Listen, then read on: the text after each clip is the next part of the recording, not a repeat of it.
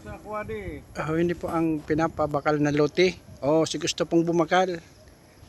Hindi po ang lote sa gilid lang ni Kang Highway. Ay kantinan po. Ayan po.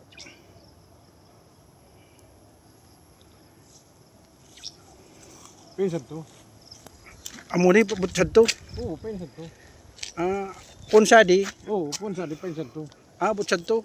May dapat panikan yan, pwedeng dampingan, ipantay.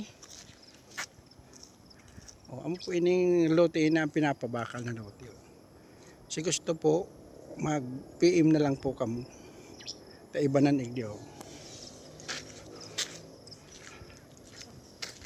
Amo pa tumakawid to. Maiwas pala no.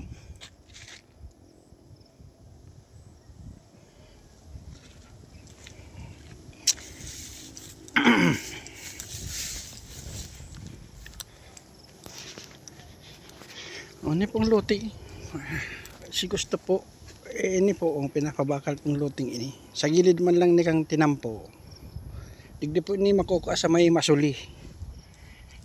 Sa may masuli road.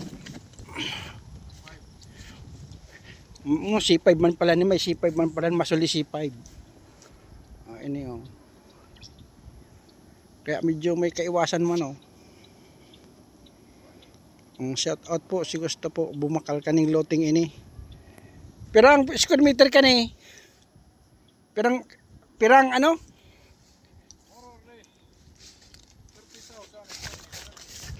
Pira? Lampas 2 hektar, kulang-kulang 3 hektar. Ini po ang pinapabakal na lote. Yun na po niyo. Yan po, tinampo na po yan. Magayon ng harungan pwedeng butangan laagan na ning abot duman sa puro. Yan kulang-kulang 3 hektarya pala ni may wason. Kulang tulo. Ganyan kulang-kulang 3.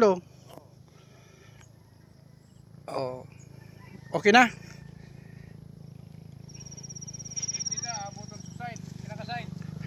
Duman sa puro, duman sa may mga kahoy.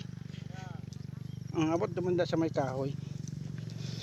Tangon yan hilingan mo. Alang-alang, magayon ning tugdukan harong. Sabi mo na kung anong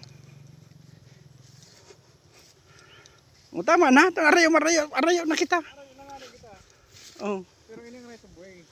Ina ang right of way. Ini ang right of way. Alang duman sa 2 hectares. Ini kabali ni sa right of way. 2 hectares. Sa right of way. Okay, abot duman sa puro. Duman sa puro na to.